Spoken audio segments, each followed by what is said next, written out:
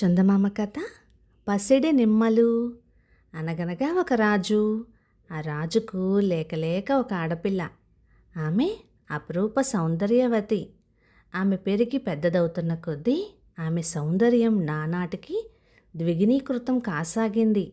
ఆ సౌందర్య రాశిని చూసి రాజుగారికి ఆనందం కలగటానికి బదులు అంతకంతకు విచారం పెరగసాగింది.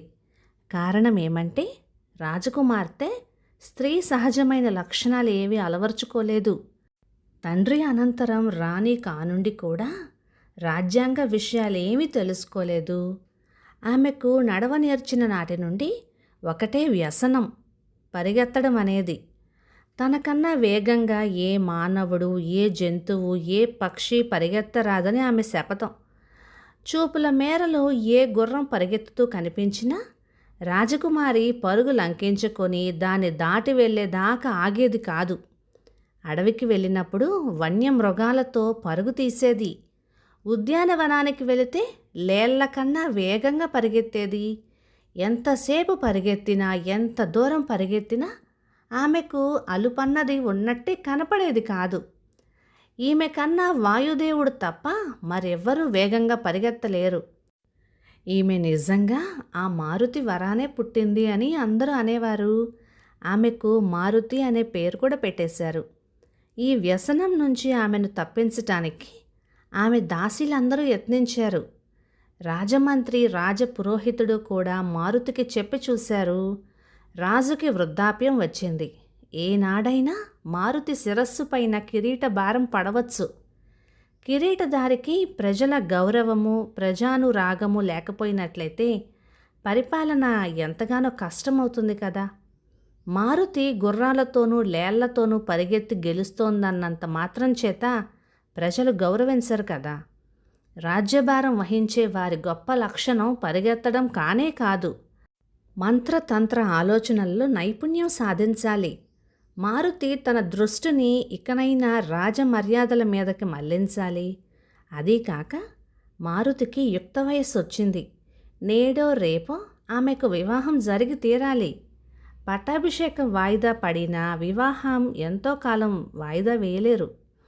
చుట్టుపక్కల రాజకుమారులలో అర్హుడైన వాణ్ణి ఎవరినైనా చూసి మారుతి వరించిన పక్షాన మిగిలిన విషయాలు చూసేటందుకు పురోహితుడు, మంత్రి ఉన్నారు. కానీ ఒక్క విషయం, మారుతి తన ధోరణి మార్చుకోకపోతే ఉన్నత వంశానికి చెందిన రాకుమారుడెవ్వరూ ఆమెను పెళ్లి చేసుకోడు. పురోహితుడు, మంత్రి చెప్పిన ఈ మాటలన్నీ మారుతి సావధానంగా విన్నది. చివరకామె, సరే, నా వివాహం ఏర్పాట్లు చెయ్యండి. నాకు మీ రాకుమారులెవ్వరూ అక్కర్లేదు. పరుగులో నన్ను గెలిచిన వాణ్ణి మాత్రమే నేను పెళ్లాడతాను. ఇంకెవరూ నన్ను పెళ్లాడటానికి అర్హులు కారు అన్నది. మంత్రి నిర్ఘాంతపోయాడు. పురోహితుడి నోట మాటే లేదు. సరేనమ్మా, మీరు చెప్పినట్టే చేద్దాం. పరిసర దేశాలకు వార్త పంపుతాను అన్నాడు మంత్రి. ఒక్క నియమం కూడా ఉంది అన్నది మారుతి. నేను పరువుగల రాజకుమార్తెను. నన్ను పెళ్లాడే ఆశ కొద్దీ ప్రతి నీచుడు నాతో పందెం వేయవచ్చు. నాతో పరిగెత్తి ఓడిన ప్రతి వాడికి శిరచ్ఛేదం జరుగుతుందని కూడా చాటించండి అని అనింది. చిత్తమన్నాడు మంత్రి. మారుతి స్వయంవరం చాటింపు విని అన్ని దేశాల వారు ఆశ్చర్యపోయారు.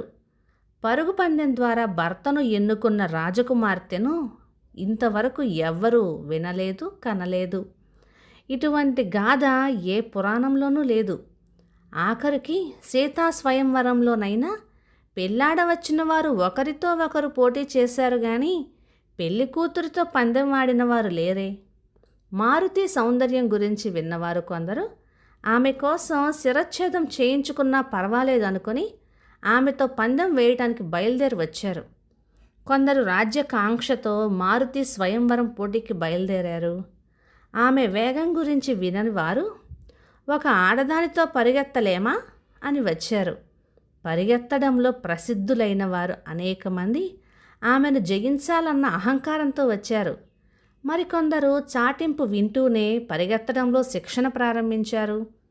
మారుతి స్వయంవరం చాటింపు జరిగిన మర్నాటి నుంచి వివిధ దేశాల నుండి అభ్యర్థులు రాసాగారు.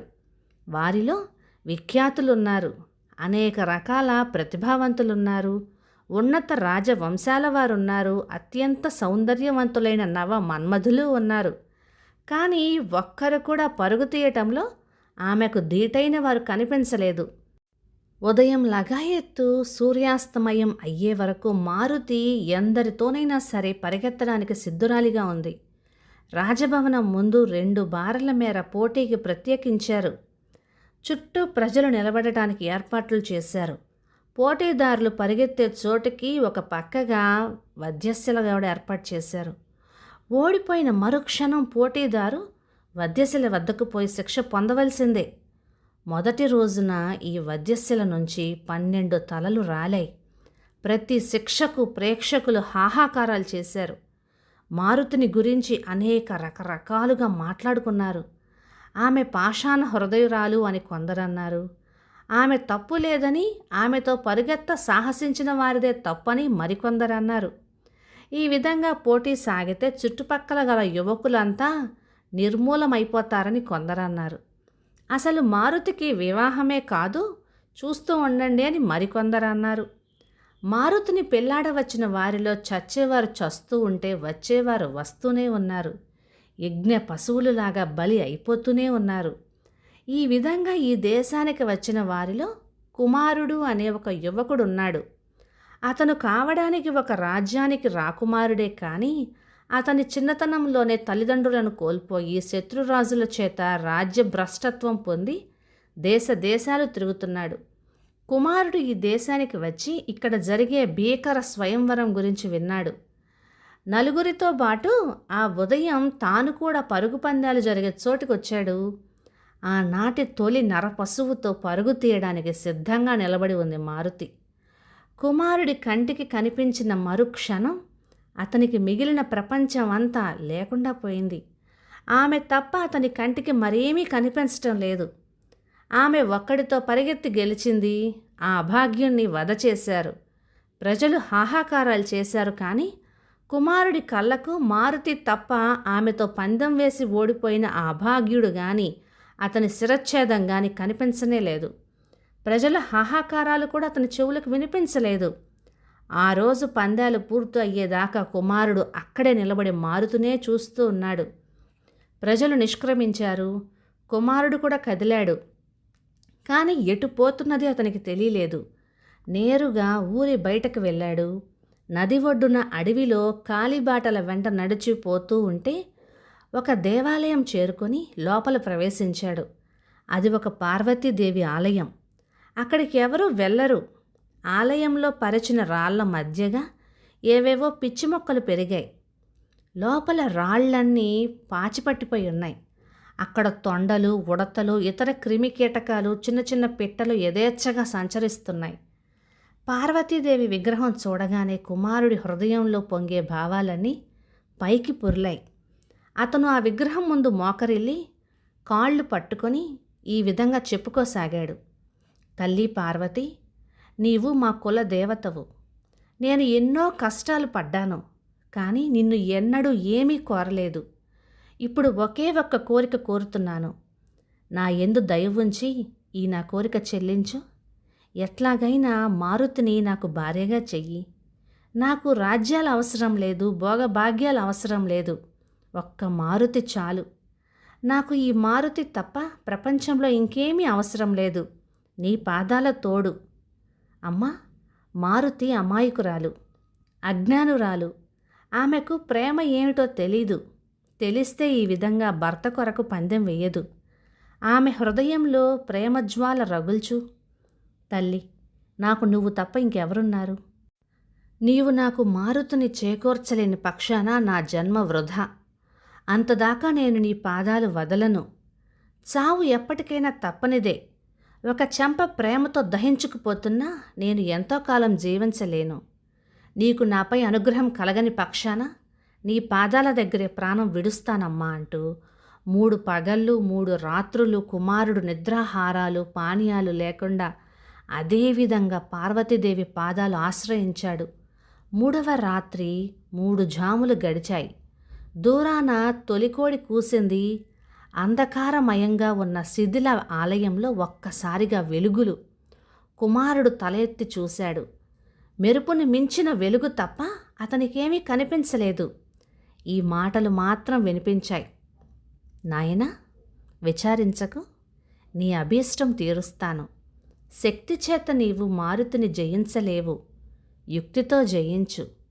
నీకు 3 బంగారు నిమ్మపళ్ళిస్తాను. నీవు మారుతితో పరుగు పందెం వేసేటప్పుడు ఆమె నిన్ను దాటిపోయే సమయంలో ఒక పండుని బలంగా వెనకకు విసిరెయ్యి, అవసరమైతే 3 పళ్ళను ఉపయోగించి నీ కోరిక తీర్చుకో అని వినిపించింది. క్షణంలోనే అంతకాంతి మాయమైపోయింది. ఆ సమయంలోనే ఏదో చల్లని చెయ్యి తగిలినట్టయింది. ఆ స్పర్శతో కుమారుడికి ఆ ఆవేదన, ఆకలి దప్పులు అన్నీ మాయమైపోయినాయి. పార్వతీదేవి కాళ్ల మీద నుంచి అతను చేతులు తీసివేశాడు. అతని దోసిట్లో 3 నిమ్మపళ్ళు బంగారపు రంగులో తలతలలాడుతున్నాయి. అతను వాటిని కళ్ళకద్దుకొని గుడి బయటకు వచ్చి నదిలో స్నానం చేసి స్వయంవరానికి బయలుదేరాడు. అప్పుడే తెల్లవారింది. జనం చేరుతున్నారు. మారుతి పోటీదారుల కోసం సిద్ధంగా ఉంది. ఆమె హృదయం శిల. అతనికి ఆ సంగతి తెలిసే ప్రేమించాడు. ఆ శిలను ద్రవింప చేయటానికి పార్వతీదేవి ఉండనే ఉన్నదని నమ్మాడు. పందానికి ఏర్పాట్లన్నీ పూర్తయ్యాయి. ఇద్దరూ ఒకరి పక్క ఒకరు నిలబడ్డారు. బయలుదేరడానికి సంకేతం ఎప్పుడు వస్తుందా అని ఇద్దరు వేచి ఉన్నారు. సంకేతం వచ్చింది. ఆ క్షణంలోనే కుమారుడు ఒక నిమ్మపండు తీసి పక్కకు విసిరాడు. అది లేత ఎండలో మిలమిలా మెరుస్తూ అతి వేగంగా జనంకేసి పోసాగింది. మారుతి కళ్ళు జిగేలుమన్నాయి. అతి వేగంగా దొర్లుకుంటూ పోయే ఆ నిమ్మపండు తనను సవాల్ చేస్తున్నట్లుగా అయ్యింది. ఆ పండు వెంబడి పరిగెత్తి అది జనం మధ్యకు పోయే లోపుగా వంగి దాన్ని పట్టుకొని కుమారుడికేసి చూసింది. అతనప్పుడే 15 బారలు పరిగెత్తాడు. మారుతికి ఎక్కడి నుండో కొత్త శక్తి వచ్చినట్టయింది. ఆమె శర వేగంతో అతన్ని చేరుకోసాగింది. చేరుకున్నది. ఇంకొక్క క్షణంలో ఆమె ముందుకు వెళ్ళిపోతుంది అనగా కుమారుడు 2వ నిమ్మపండు తీసి బలంగా వెనక్కి విసిరేశాడు. మారుతి దాన్ని పిలుపుని తృణీకరించలేకపోయింది. తన పందెం మాటే మరచిపోయి ఆమె దాని వెంట పరిగెత్తింది. అది ఆగేలోపుగా వంగి దాన్ని అందుకొని లేచి నిలబడింది.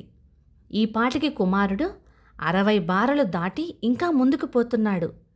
మారుతి కాళ్లల్లోకి ఎవరూ ఊహించలేని జవసత్వాలొచ్చాయి. ఆమె తుఫాను గాలిలాగా కుమారుడికేసి పరిగెత్తసాగింది. అతను 10 బారలు పోయేలోగా ఆమె మళ్ళీ అతన్ని చేరుకుంది. మరొక లిప్తిలో దాటిపోతుందనుకున్నాడు. ఆ సమయంలో కుమారుడు 3వ నిమ్మకాయ తీసి తనకు మిగిలి ఉన్న శక్తినంతా వినియోగించి వెనక్కి విసిరేశాడు. మారుతి ఆగింది. దాదాపు కాళ్లల్లో శక్తి ఉడిగిపోయి రొప్పుతూ పరిగెత్తుతూ ఉన్న కుమారుణ్ణి అతి వేగంగా 2వ వైపు దొర్లిపోయే నిమ్మకాయను చూసింది. నిమ్మకాయ వెంటే పరిగెత్తింది.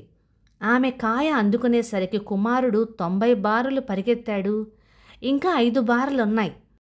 అతన్ని కలుసుకోవటానికి మారుతి తీసిన పరుగు మనుష్య మాత్రులు ఊహించలేనిది. ఆమె కలుసుకోక పూర్వమే కుమారుడు గమ్యస్థానం చేరుకున్నాడు.